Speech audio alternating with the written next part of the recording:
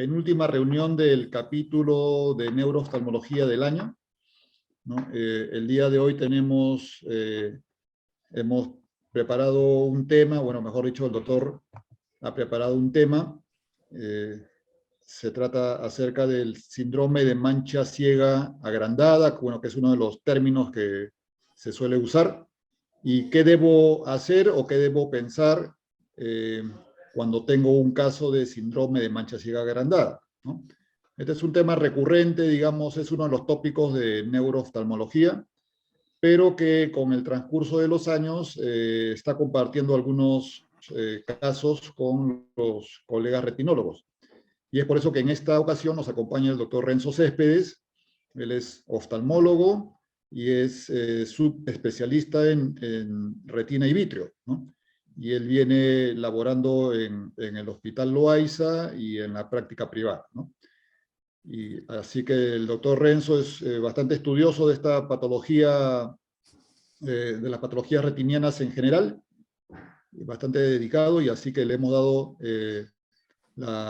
esta charla para que nos pueda presentar cómo lo ve el retinólogo para el neurooftalmólogo el síndrome de mancha ciega agrandada. Adelante, Renzo. Tenemos como media hora de charla y después pasamos a las preguntas. Adelante. Ya, excelente. Se ve claramente la exposición, ¿no? Las diapositivas. Sí se ve, sí. Ya, ok. Bueno, muchas gracias, doctor, por la oportunidad de exponer hoy día. Definitivamente el tema que me encargó es algo pesado. Esperemos y espero hacerlo accesible a todos. Sé que hay residentes también que están en el grupo. Y es un tema bastante amplio, bastante amplio. Hay información que venimos llevando desde mucho tiempo atrás y que actualmente también se está modificando. Y hay datos curiosos también que voy a compartir con ustedes a medida que he hecho esta revisión, ¿no? ¿Qué debo saber? Es la pregunta que me estoy haciendo o que me hice desde hace 5 meses que el doctor me dejó el tema, porque como se van a dar cuenta, la patología asociada a síndrome de mancha ciega agrandada, pues no es tan frecuente. Es un tema infrecuente realmente. Salvo estén en un centro que permita y tenga una unidad específica, ¿no? De neurooftalmo o retina muy grande, y van a haber casos y series bastante notables, ¿no? Tanto es así que cuando hagan ustedes la revisión del tema se van a dar cuenta que las series más grandes no son más de 50 pacientes, ¿no? En muchos años de seguimiento. Entonces vamos a empezar con un caso clínico, ¿no? Un caso clínico que llegó a nuestro servicio. Como pueden ver, es un varón de 55 años. Empezamos mal porque es médico. Saben que los médicos tenemos cierto problema a la hora de tener pues, enfermedades y curiosamente suelen ser complicadas o raras. Él se presenta con un caso de disminución de agudeza visual y al mismo tiempo tiene alteración del campo visual, que él lo refiere como un escotoma, y al mismo tiempo ve una especie de luces, ¿no?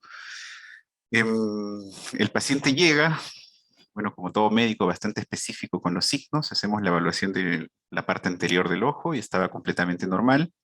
Y al momento de la evaluación del polo posterior, ya cuando el paciente pasa a oftalmología o de oftalmología general en las diferentes especialidades, encontramos esto, ¿no? Todo lo que es segmento anterior no fue contributorio al examen. Como pueden ver, el ojo derecho, una excavación ligeramente aumentada con un borde peripapilar que llama la atención esa zona atrófica, por lo demás bastante bien. El ojo derecho completamente asintomático.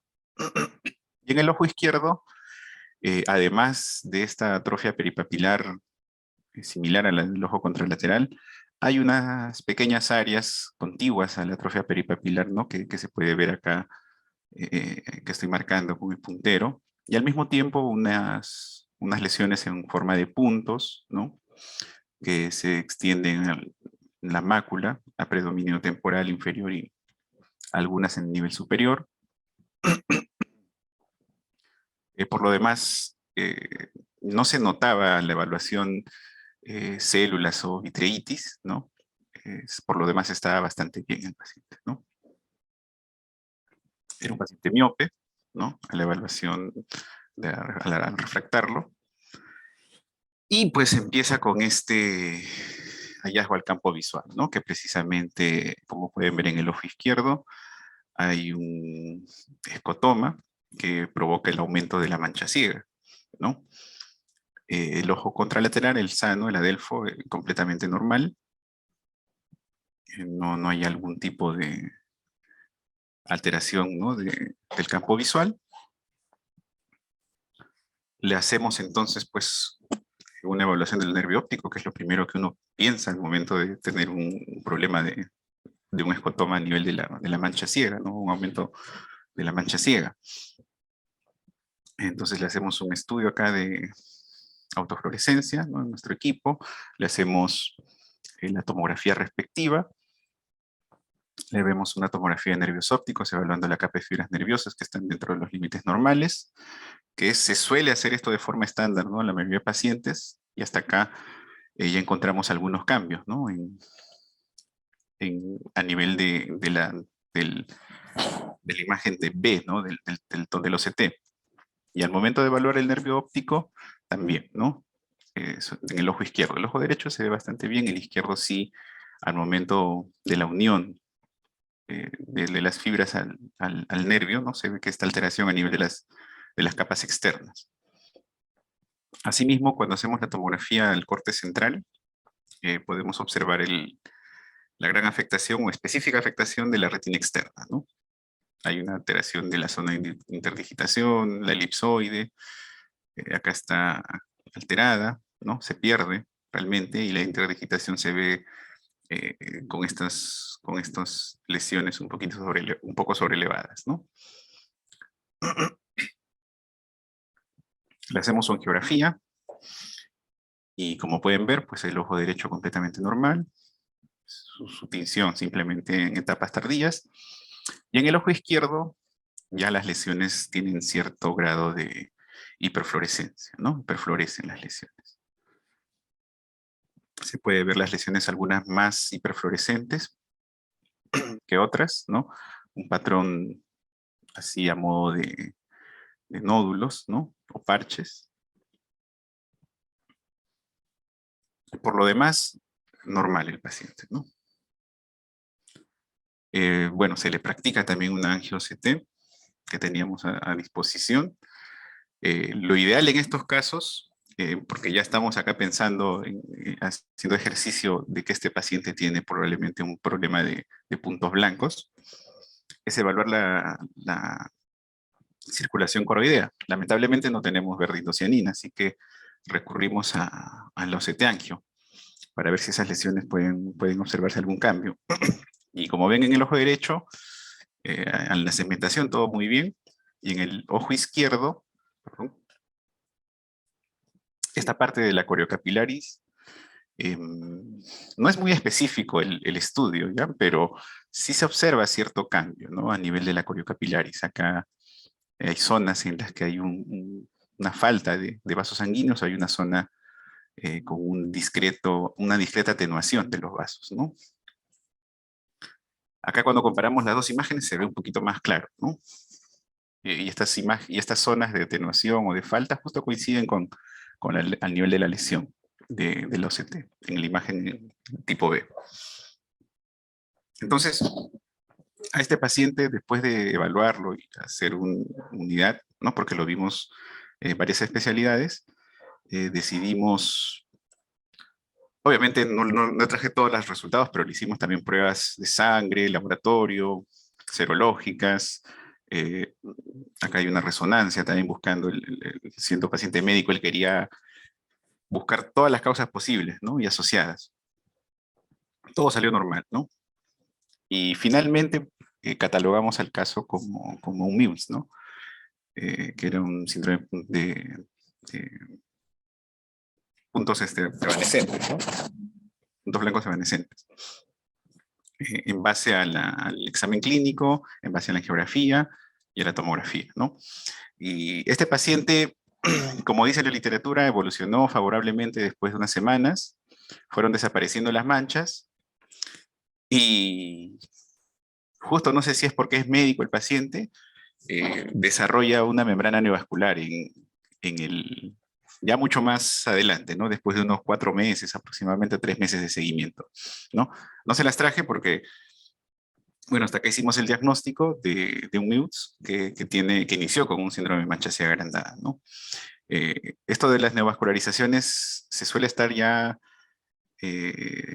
publicando un poquito más, ¿no? Suelen tener alrededor del 5 o 25% de pacientes hacen membranas neovasculares después de un MIUTS, ¿no? Entonces, justo nuestro paciente también lo desarrolló, ¿no?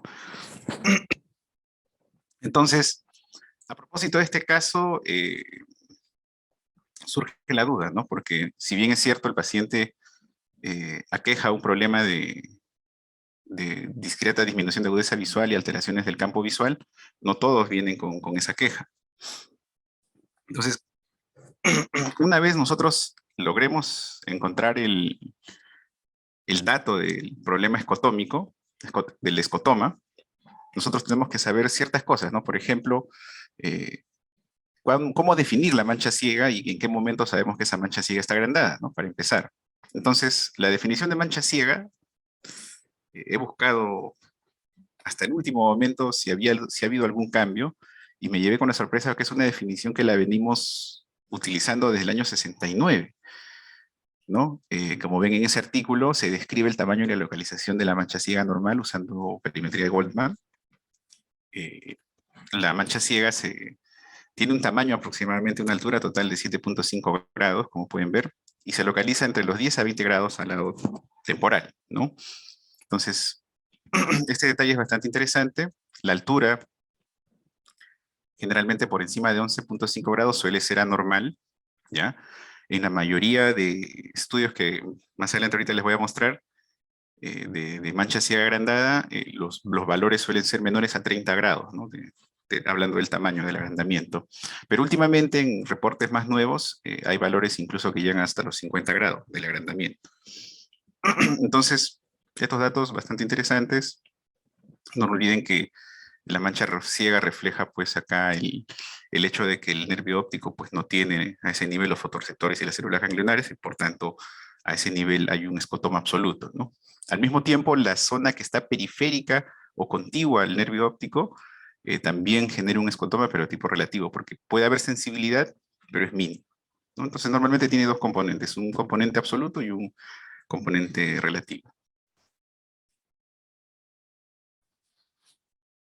La distribución, no se olviden, generalmente para saber los probables lesiones que están asociadas, ¿no? a la mancha ciega, eh, la mayoría de patologías del nervio óptico pueden estar asociados a un incremento. Las clásicamente el papiledema o la neuritis óptica son las típicas, ¿no? Pero hay muchas otras afectaciones del nervio óptico que pueden generar este agrandamiento de la mancha ciega, ¿no? Y lesiones también contiguas a esta, como pueden ver ahí la distribución de la capa de fibras nerviosas. Ahora, datos interesantes de la mancha ciega, pues lo que les dije, no es un escotoma absoluto.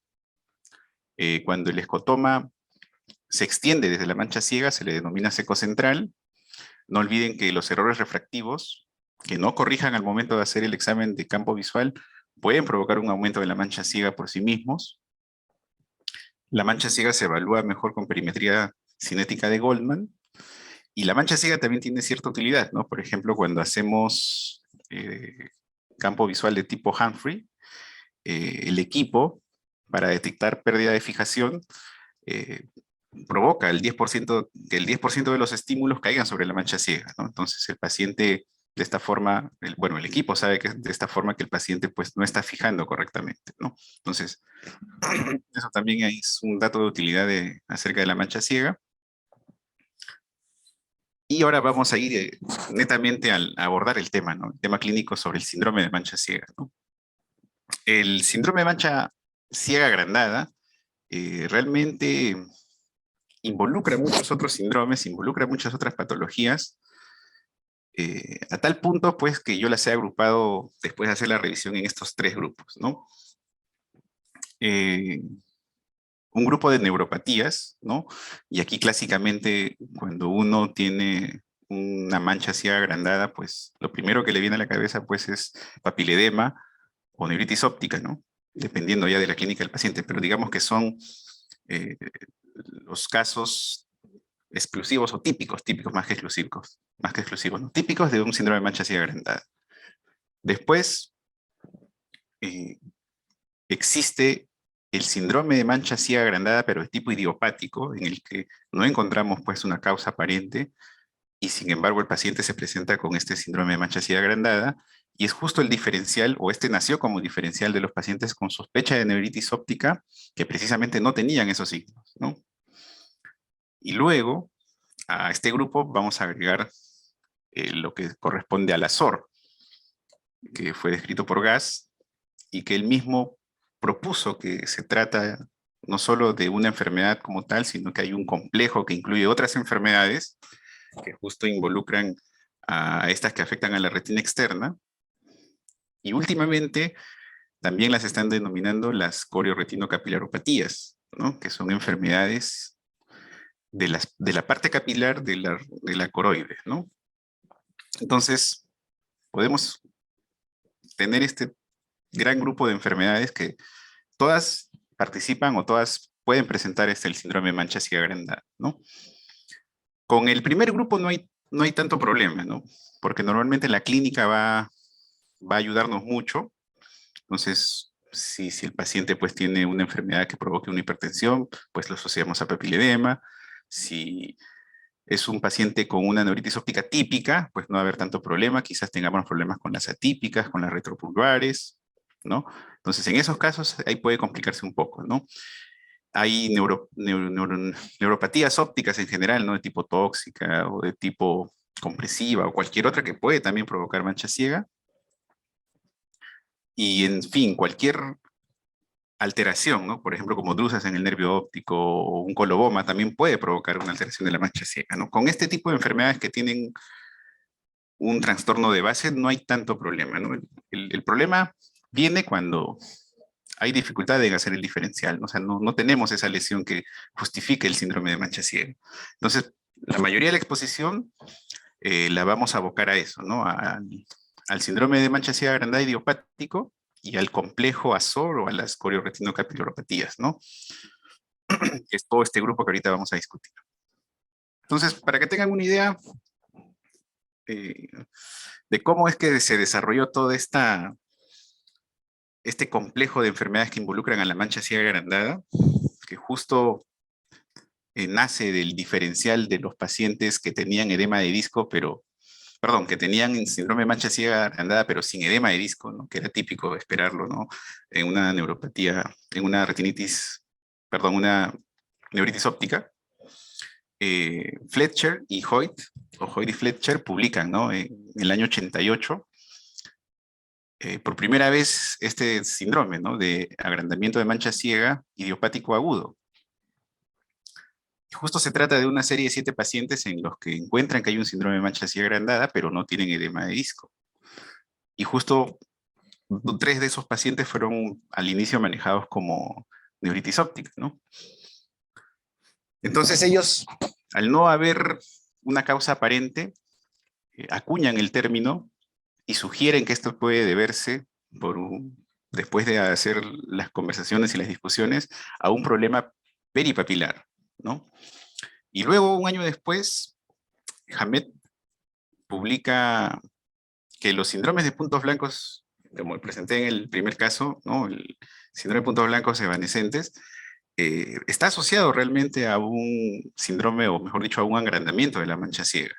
Y que probablemente en la publicación que hicieron ellos, un año anterior, este evento de los puntos blancos desapareció y no se dieron cuenta y lo pasaron por alto, ¿no?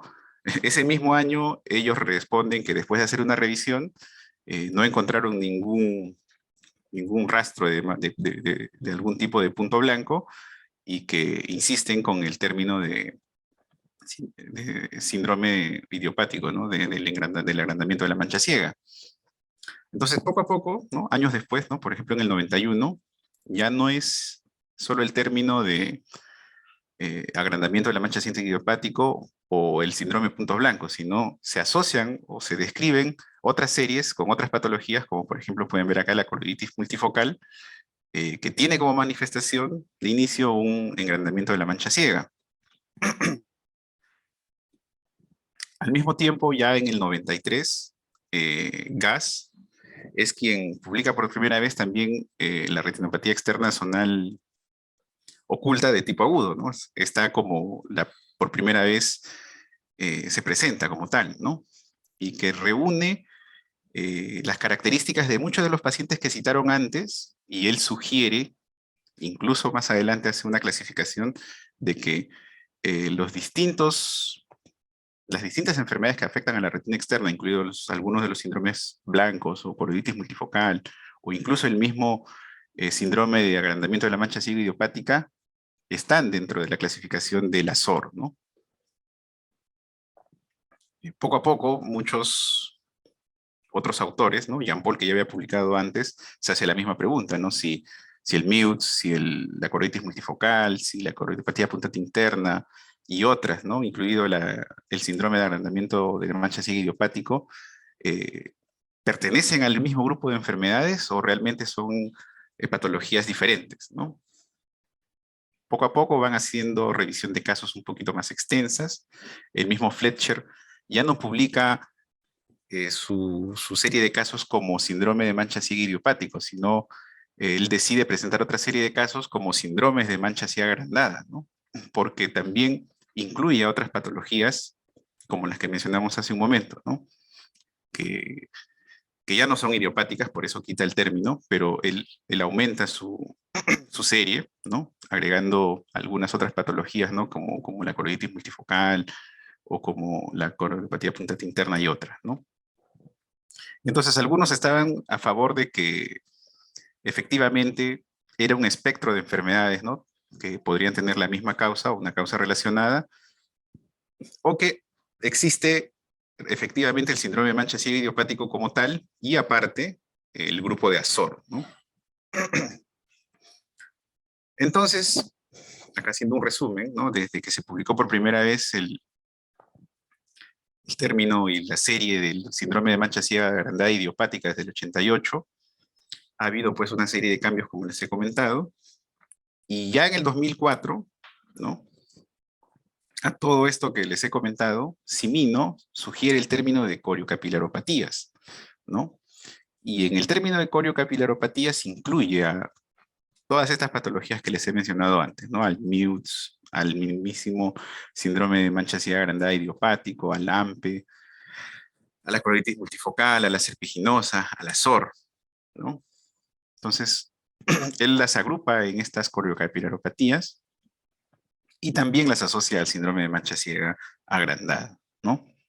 Hasta el momento, realmente no hay un consenso sobre,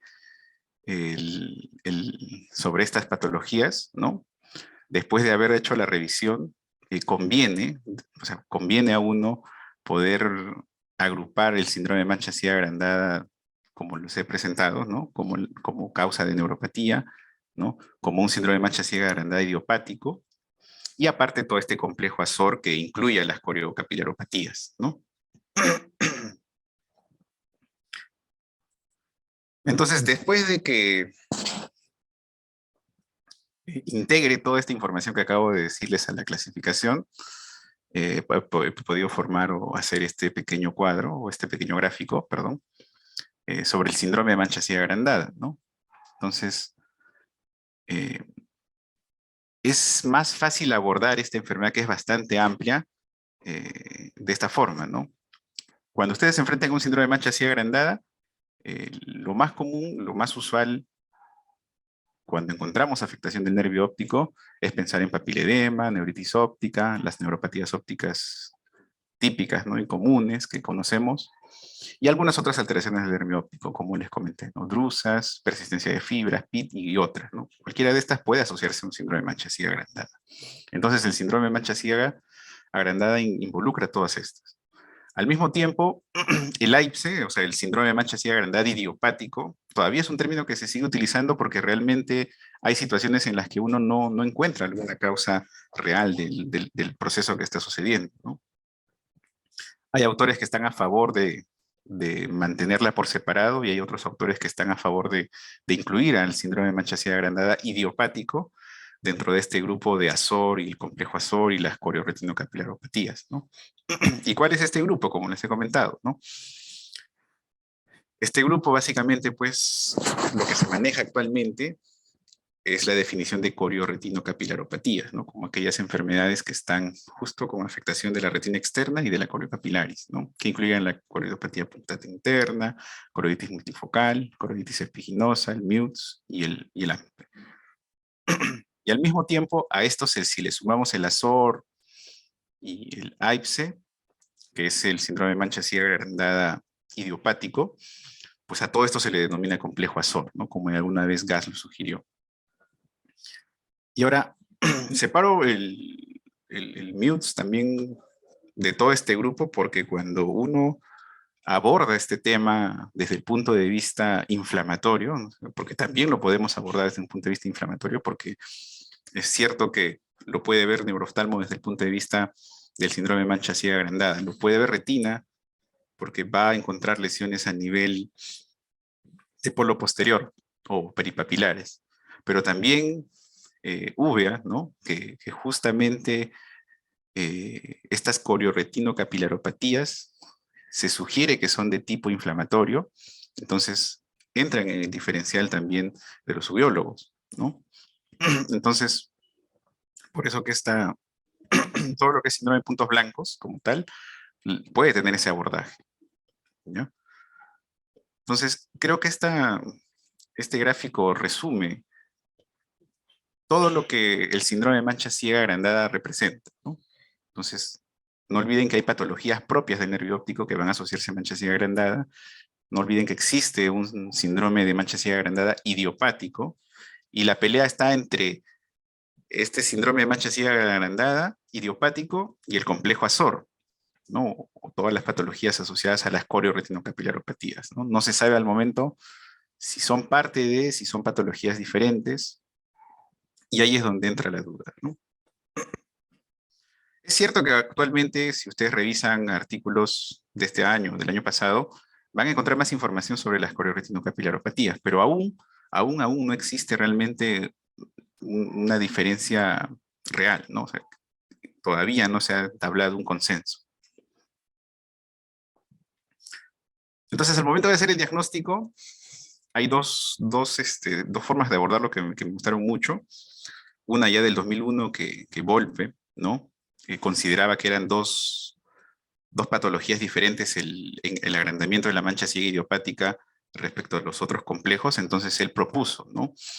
Cuando tenemos un agrandamiento de mancha ciega, al momento de hacer un campo visual en un paciente con sospecha, hay dos posibilidades, ¿no? Que el paciente efectivamente, pues, tenga un problema en el nervio óptico. Generalmente suele estar asociado a un edema del nervio óptico, y en este caso pensamos en las patologías propias de eso, ¿no? Acá pone como, por ejemplo, el papiledema, y ahí queda ya el diagnóstico rápidamente.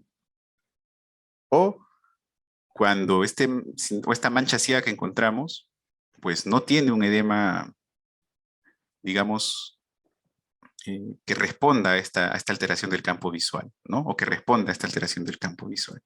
Entonces, si es un paciente con agrandamiento de mancha ciega sin este edema que responda a este campo visual, hay dos posibilidades que siguen a esta disquisición clínica, ¿no? Que tenga cambios retinianos visibles a nivel oftalmoscópico en el área peripapilar, ¿no? Que sean insuficientes para explicar este síndrome de mancha ciega.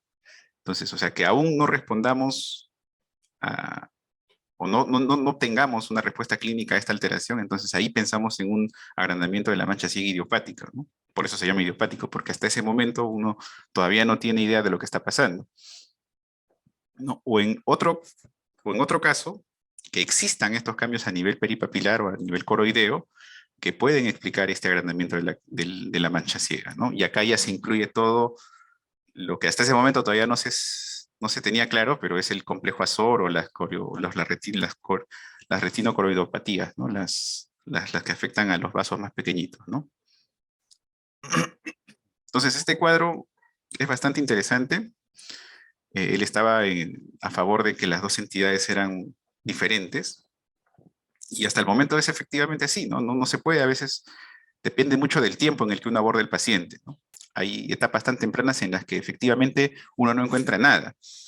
Y a medida que avanza la enfermedad, a las semanas, el paciente empieza a presentar cambios a nivel de la retina o a nivel peripapilar, ¿no?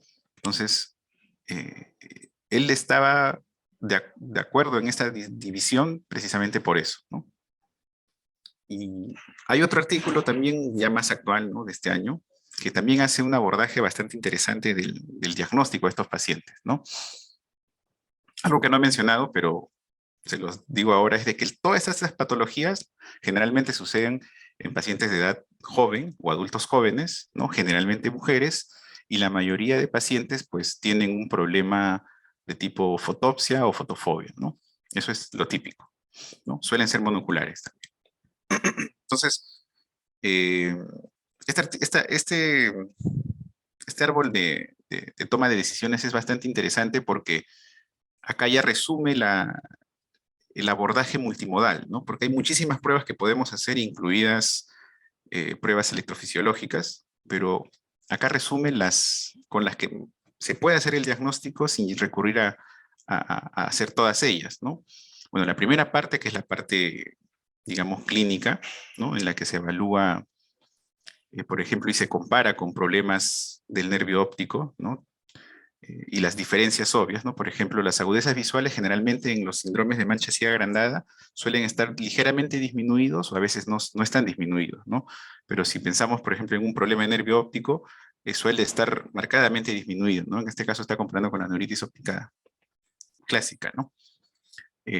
Por ejemplo, no va a haber DEPAR, ¿no? En un paciente con una sospecha de este síndrome de mancha ciega agrandada, sí suele haberlo, ¿no? En un problema del nervio óptico. Eh, el fondo de ojo va a estar completamente normal o puede estar ligeramente alterado, ¿no? En cambio, en un problema de nervio óptico va a haber edema de nervio óptico, ¿no? O puede ser leve y puede quizás ahí un poco dificultar el problema diagnóstico. La mancha ciega agrandada suele ser unilateral y en cambio en problemas del nervio óptico suele ser también un agrandamiento o puede ser un defecto central, ¿no? Por la disposición de las fibras que hemos visto antes. Entonces, acá claramente ya se puede hacer una diferencia al momento del diagnóstico, ¿no? Si tiene todo esto, es obviamente mucho más fácil pensar en un problema del nervio óptico, una neuritis en este caso. Y si fuera lo contrario, ¿no? Si tendríamos un paciente con baja visión, pero leve, o muy buena visión, que esté en un fondo de ojo normal, que no tenga DEPAR, y que solo tenga la mancha así agrandada, entonces ya sospechamos de este cuadro, ¿no? Que puede tratarse de un síndrome de mancha ciega agrandada idiopático. Acá den por hecho o supongan que se incluye el complejo Azor en este diferencial y se hace ya la siguiente parte de diagnóstico, ¿no? O las siguientes exámenes auxiliares, ¿no? Que se ha demostrado que uno de los exámenes más importantes es hacer la tomografía a nivel del nervio óptico, ¿no? Y hay que buscar irregularidades peripapilares y por reflectividad, sobre todo a nivel de la retina externa. Hay que ver bien la capa elipsoide, la zona de interdigitación, que suelen estar alteradas en la mayoría de estas patologías, si no en todas. Otro detalle muy importante es la autofluorescencia, ¿no? Que también suele tener un mayor compromiso a nivel peripapilar, si estamos pensando exclusivamente en AIPS. Pero si estamos pensando en otras del complejo Azor, pues pueden tener también punteados o estas formas punteadas en diferentes partes, ¿no? De la mácula. La capa de fibras nerviosas generalmente es leve o no tiene una elevación a nivel de la capa de fibras. Y a nivel de la angiografía, puede haber una hiperfluorescencia, ¿no? Como les mostré en el primer caso, en el caso de Cuban Mutes, ¿no? Entonces, todo este plan ayuda a hacer el diagnóstico de las distintas formas de síndrome de mancha ciega agrandada, incluido AIPSES e incluido también el complejo Azor, ¿no? Bueno, y si ustedes siguen sospechando pues, de un problema del nervio óptico, pues tiene otro tipo de evaluación, ¿no? Como pueden ver acá. Entonces, estos dos cuadros resumen muy bien cómo es el abordaje de un paciente con agrandamiento de la mancha ciega, ¿no? O sea, con el síndrome de mancha ciega agrandada, y orientarnos dentro del síndrome de mancha ciega agrandada, así se trata de un problema idiopático o del complejo Azor, ¿no? Entonces, hasta acá vamos a utilizar un poco de lo que le acabo de comentar para ver el caso clínico número 2. Esta se trata de una paciente mujer, ya no es un paciente varón. Lamentablemente viene ya con este campo visual, ¿no? No es precisamente una alteración, la mancha ciega, pero ella empieza el cuadro, ¿no? Con visión de luces en forma de mariposas, ella lo dice, y así lo describe, ¿no? Ya llega a nosotros con un mes de evolución y la refieren con una sospecha de neuritis óptica, ¿no? Ella tiene como antecedente diabetes tipo 2 y está siendo tratada con metformina. El ojo contralateral completamente normal, no tuvo nada al momento de la evaluación. Viene ya con estas tomografías, como pueden ver los valores también dentro de lo normal. Aparentemente no hay un edema de disco, ¿no? Que se pueda ver en la tomografía. Y viene con esta tomografía de mácula. El ojo derecho bastante bien, bastante normal. Y el ojo izquierdo, como pueden ver, tiene alteración a nivel de la retina externa, ¿no? Esta tomografía la vimos, si no me equivoco, hace un par de meses, ¿no? Y en el momento que la vimos, nosotros, bueno, yo pensaba agregarla acá al grupo de, de la exposición, ¿no? Por pensar en algún problema de la retina externa, ¿no? Puede tratarse de una de estas retinocoroidocapilaropatías, ¿no? Entonces, porque es típica la presentación y afectación de la retina externa, como pueden ver acá no se nota tan bien, pero acá hay una zona en la que hay una hiperreflectividad que altera eh, la capa elipsoide y también acá la zona de interdigitación, ¿no? Al mismo tiempo, muchos de estos pacientes de este grupo pueden tener vitreitis, ¿no? Y esta paciente tenía vitreitis. Era muy leve, muy tenue al examen clínico, pero en la tomografía se ve claramente acá unos puntos, ¿no? Que no tienen el ojo contralateral. Entonces, reunía los criterios para pensar en un problema como este, ¿no? Ya nosotros hacemos el seguimiento. Hasta ese momento estábamos pensando en un cuadro diferencial como el que les comento. Y al momento de nosotros hacer el seguimiento, ya este mes, como pueden ver, acá hay una recuperación que es típica de este grupo de enfermedades, ¿no? Que a las 4 o 6 semanas ya empieza a reducirse la mancha ciega o el problema del campo visual, empieza a resolver las alteraciones que tiene en el fondo de ojo, o puede empezar a manifestar algunos otros cambios, ¿no? Y es justo lo que hemos visto en esta paciente, ¿no? Estas son de 2 meses después, o sea, de este mes. El ojo derecho, como pueden ver, completamente bien.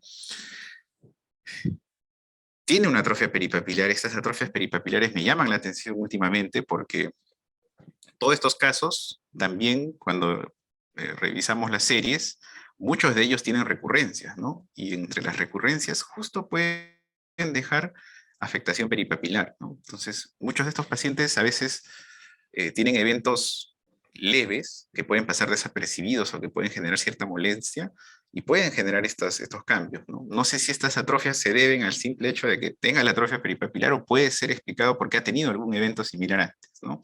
Entonces ahora veo las atrofias peripapilares, sobre todo como la del ojo izquierdo, que tiene esta pequeña alteración, con más sospecha las veo últimamente. Entonces, parecía que el ojo izquierdo, ¿no? Perdón.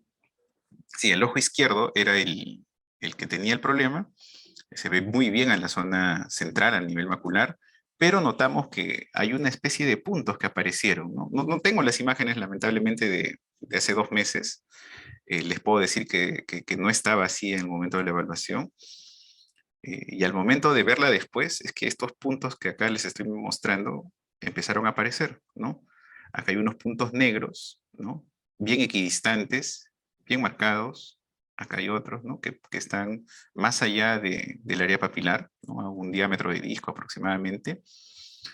Y hay algunos otros pequeños cambios de coloración a nivel macular, ¿no? Hay unas manchas un poquito de color blanco que se pueden ver, ¿no? Que no parecieran nada llamativo o que parecieran realmente normales, pero hay unas pequeñas manchas ahí, ¿no? cuando hacemos la toma de la parte más externa, acá se puede ver los puntos negros como han aparecido en la periferia de la retina, ¿no? Más allá del nervio óptico, en la parte superior, en la parte inferior, en la parte nasal, en la parte temporal, ¿no? Acá se ve mucho mejor, ¿no? Y es ahí cuando, pues, el problema cambia, ¿no? Hasta ahora esta paciente me ha dejado pensando en a qué se deben estos puntos, ¿no? ¿Por qué? Miren, acá son puntos muy equidistantes, son puntos muy bien definidos, ¿no? Tienen un pequeño halo, algunos de ellos un pequeño halo que los rodea, ¿no? ¿Y por qué me llaman la atención? Porque obviamente les hicimos más pruebas a partir de este hallazgo. Este es el ojo derecho, el que no tiene ningún problema, como pueden ver, está bastante bien. Y esta es la imagen del ojo izquierdo que efectivamente, si nos basamos en esta imagen solamente, vemos el compromiso de la retina externa, vemos la afectación de la zona de interdigitación, vemos que hay una alteración del elipsoide en algunos lados, acá como estoy marcando, acá también, ¿no? Y cuando me voy a la periferia, justo a ver esos puntos negros que aparecieron, me doy con la sorpresa de que no es solo la retina externa la que está afectada, sino también hay lesiones a nivel de la retina interna, casi el espesor total de la retina, ¿no? Entonces, a esta paciente realmente le volví a presentar el caso al doctor Cárdenas y a algunos colegas más del servicio, eh, porque me llama mucho la atención, ¿no? Estas imágenes hiperreflectivas, ¿no? Bueno, el hecho de que sea diabética, muchas veces las podemos asociar a eventos isquémicos, ¿no? De la retina ya interna. Entonces, acá como pueden ver también hay más lesiones del mismo tipo refractivas a nivel de la retina interna. El ojo derecho, cuando hacemos una evaluación por segmentación, no hay ningún problema. Y el ojo izquierdo acá es cuando ya llama más aún mi atención, ¿no? Porque efectivamente en la retina interna hay lesiones, ¿no? Como pueden ver en esta zona de la segmentación, que corresponden con las lesiones que están más internas. Pero al mismo tiempo, hay lesiones a nivel del DPR, ¿no? Que las pueden ver acá. Y si uno superpone esta imagen con la de acá, muchas de estas lesiones no calzan, ¿no? Esos pequeños cambios que tenía a nivel macular en la foto a color, acá se resaltan mucho más, ¿no? Y estas coinciden pues con las lesiones a nivel del DPR. Entonces una paciente que tiene afectación tanto de la capa externa como de las capas internas, ¿no? Entonces, esta es la foto actual de la paciente, que le he tomado el día de ayer, ¿no? Y esta es una foto de autofluorescencia, ¿no? Esta es la composición del ojo izquierdo. Y hasta este momento, el diagnóstico todavía queda pendiente, ¿no? Lo estamos replanteando. No sé si alguien del público, del grupo, quisiera aportar algo a este caso, ¿no? Todavía no tenemos una imagen clara. Yo a propósito del tema, últimamente he estado buscando patologías que puedan coincidir con esta imagen, dentro de todos los síndromes de puntos blancos, las retinocoridocapilaropatías y otras, en diferentes series. Lamentablemente, no puedo dar con una posibilidad. No sé si alguien tiene algún comentario sobre esta última, porque es la última diapositiva. No he agregado mucho sobre el tratamiento, porque el tratamiento, como van a darse cuenta si leen el tema, pues es igual que la etiología. La etiología sigue siendo incierta. Se dice que está asociada a una respuesta inflamatoria, isquémica, con algún pródromo viral, puede ser una vacuna incluso, y que esta respuesta inflamatoria isquémica puede provocar los cambios más adelante, por eso suelen ser autolimitados, ¿no? Pero no hay algo bastante claro, ¿no? Igual con el tratamiento, muchas de estas se tratan con corticoides, otras han utilizado algunos antivirales, pero no hay nada establecido realmente, ¿no? Eso se sigue discutiendo. Y con esta última imagen quiero cerrar el tema, ¿no? Para ver si alguien puede comentar algo al respecto, ¿no? y darse cuenta, pues, ¿no? De lo amplio que involucra el tema, ¿no? Del síndrome de mancha ciega agrandada.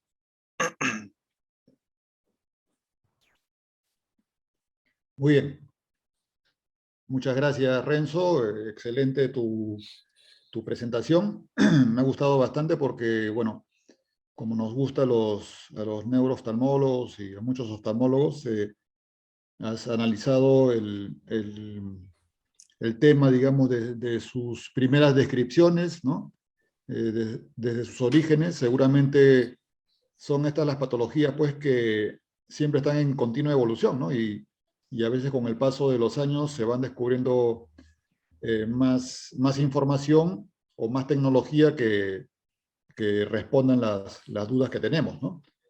Y bueno, pues cuando fue recién descrito hace ya en la década de los 80, no existía pues el OCT, ¿no? Entonces, en Sí. esa época tenía que hacerse el diagnóstico con la clínica, ¿no? Y a lo más pues con angiografías o retinografías, ¿no? Y obviamente con el campo visual, ¿no? Entonces hay un corte, ¿no? Hay definitivamente pues un corte diagnóstico desde que se empezó a usar el OCT, ¿no? El OCT nos ha ayudado a despejar muchas de estas dudas y con los ejemplos que has puesto, con los casos que has presentado, se muestra eso, ¿no? Ahora, justamente dentro de digamos, dentro del enfoque, ¿no? Porque se supone que estos casos a veces son claros o a veces son un poco difíciles de abordar, ¿no? Eh, siempre tiene que juntarse pues la clínica con los hallazgos, ¿no? Y a veces eh, reinterrogamos al paciente, ¿no? Y porque dentro de las descripciones de estos síndromes, usualmente el paciente es sintomático, es decir, el paciente sí se da cuenta de la alteración, ¿no? Y el síntoma que principalmente se presenta es justamente una alteración que percibe el paciente en su campo visual temporal, ¿no? Es decir, en la zona donde se encuentra la mancha ciega, ¿no? Y, y eso es algo que uno puede preguntar al paciente, ¿no? O sea, cuando uno le pregunta al paciente, ahora que están acá varios residentes, tiene que preguntarle más o menos cuáles son las características de la alteración visual, ¿no?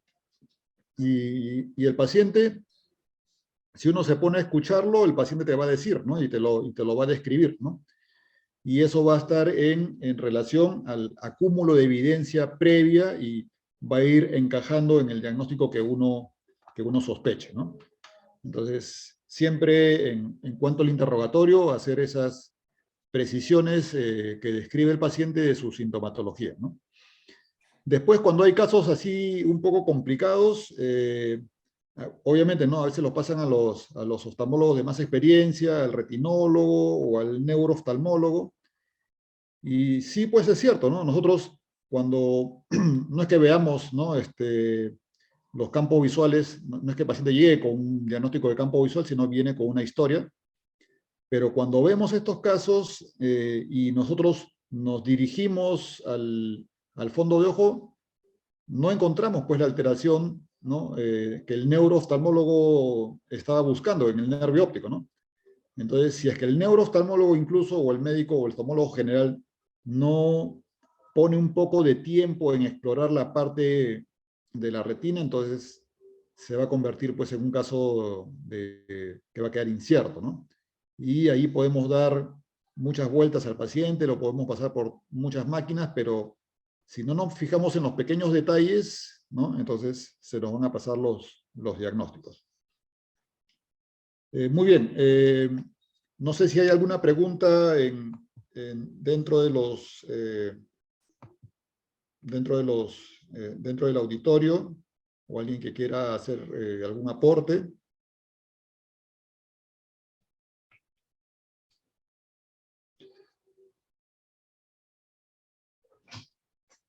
Renzo, ¿hay alguna diferencia que hayas visto por ejemplo, la tecnología que ahora se utiliza, ¿no? Independientemente, bueno, ya no tenemos perímetro de Goldman, ahora usamos todo lo que es computarizado, ¿no? Y bueno, dentro de los hallazgos, por ejemplo, que incluso los pacientes o los colegas que ven pacientes con sospechas de glaucoma, de repente los glaucomatólogos nos los podrían decir, ¿no? Por ejemplo, hay pacientes que tienen megalopapilas, ¿no? Papilas grandes, ¿no?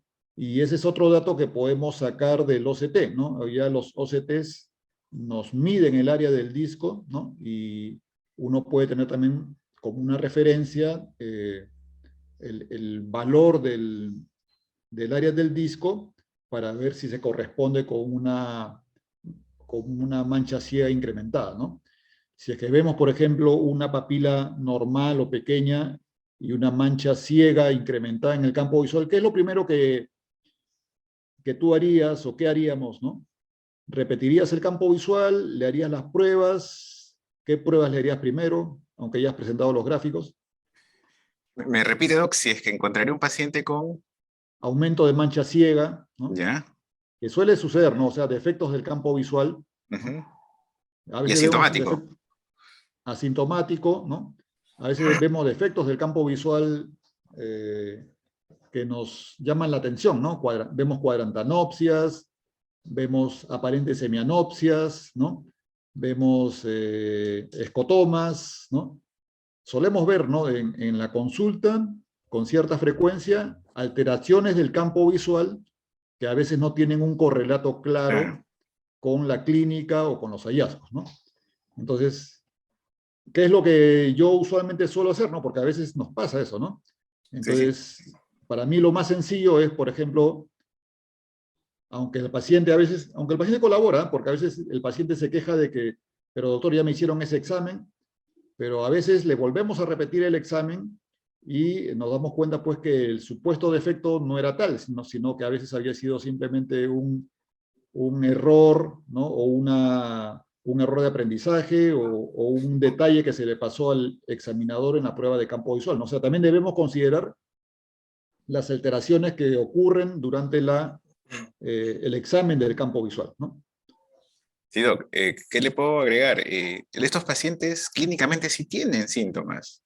Y el síntoma clásico es justo campimétrico también. O sea, el paciente se queja de cambios de su campo visual, pero de tipo positivo, ¿no? ¿Qué significa? O sea, ellos ven fotopsias, suelen ver luces, o suelen ver movimiento de luces, o suelen ver luces de colores, o cambio de coloración. Y es en esos pacientes que uno sospecha que puede haber una alteración de este tipo, ¿no? La mayoría de los pacientes, ¿no? Lo que no cambia quizás es su agudeza visual, que pueden tener muchos 20-20 incluso, ¿no? Hay series que tienen 60-70% de sus pacientes con problemas de complejo Azor o de de los síndrome de puntos blancos que tienen agudeza visuales de 20-20, pero se quejan de fotopsias, ¿no? Generalmente, fotopsias.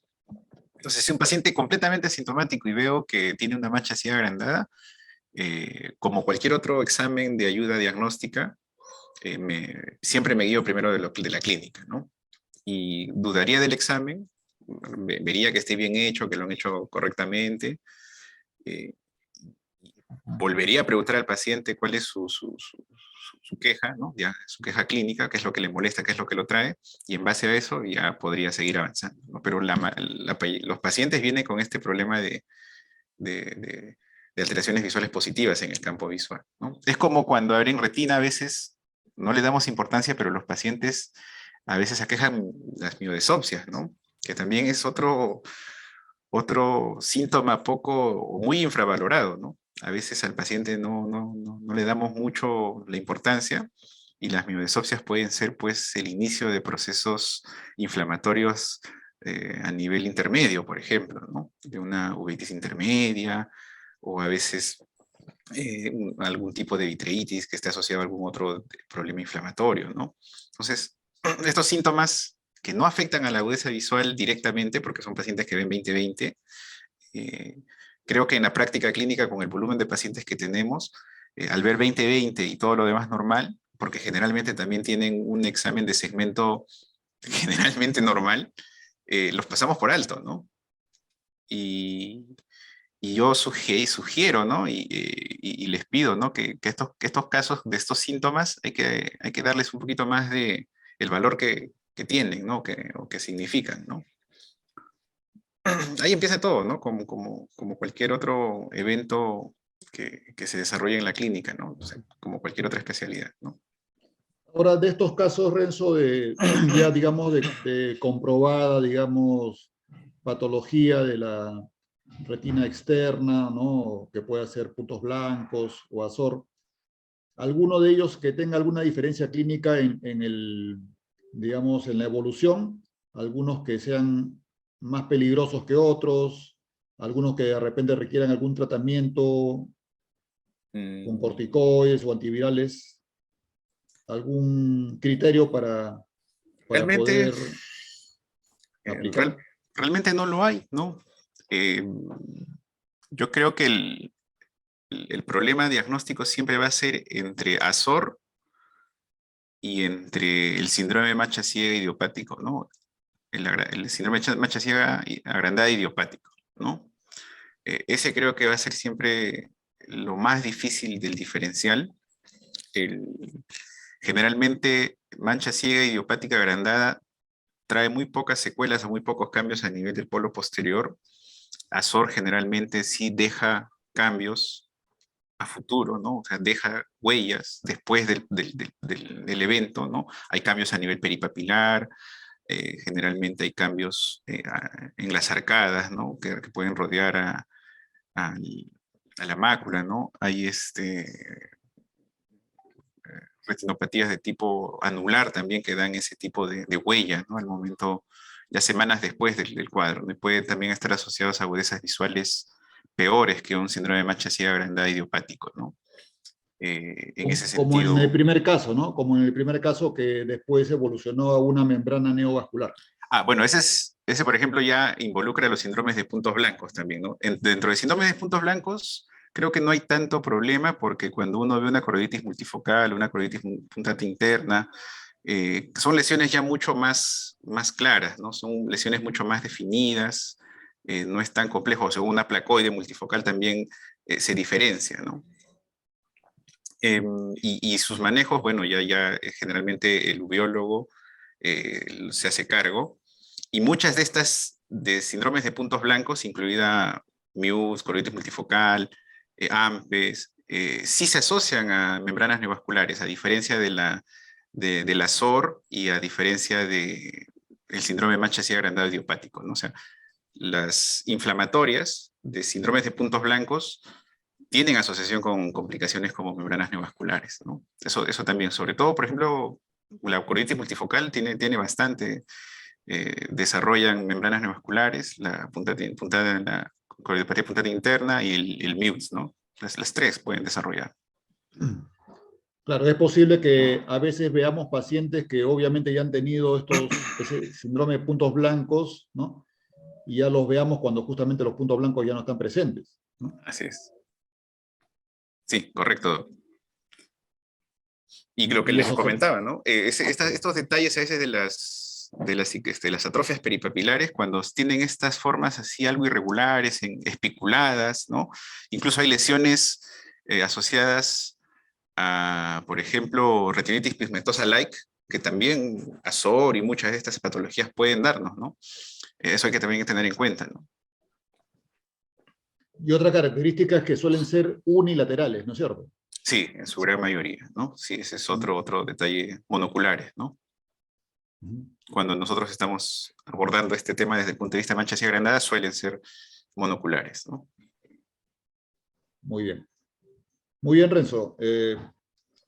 Yo creo que ha estado bastante explícita No sé, más bien, Doc, si algún el tema. colega, este último caso a mí me interesa, ¿no? Porque realmente eh, estas imágenes que les mostré de las tomografías me llamaron la atención. No sé si alguien puede hacer algún comentario sobre toda esta afectación de la retina interna, ¿no? Parece incluso un PAM, ¿no? De estas hiperreflectivas, estas lesiones hiperreflectivas, pero me llama la atención que no solamente están ocupando esta retina interna, sino incluso la totalidad en algunas partes de las lesiones, como acá, por ejemplo, ¿no? Casi la totalidad del espesor retiniano, ¿no? En otras sí se respeta algunas bandas, ¿no? En este caso me llama mucho la atención, ¿no?